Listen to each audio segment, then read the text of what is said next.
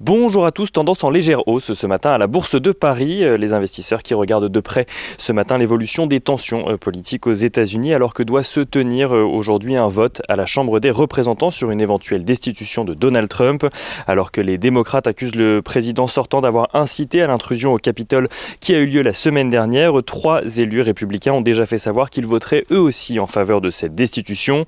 Les démocrates qui incitaient également Mike Pence à déclarer Donald Trump inapte, mais ce dernier a fait savoir qu'il n'invoquerait pas le 25e amendement pour démettre le président de ses fonctions. En Europe, les gouvernements semblent vouloir accentuer le rythme des vaccinations. En France, par exemple, le nombre de personnes ayant reçu le vaccin se rapproche à présent des 200 000.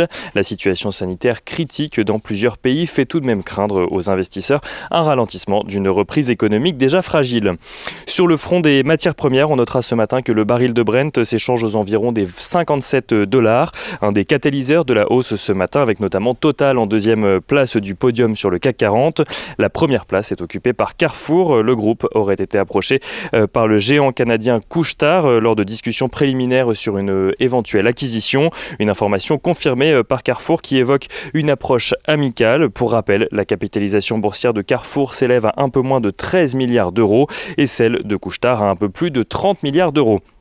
Les investisseurs qui suivront de près aujourd'hui l'indice des prix à la consommation pour le mois de décembre aux États-Unis, ainsi que la publication du livre beige de la Fed ce soir à 20h.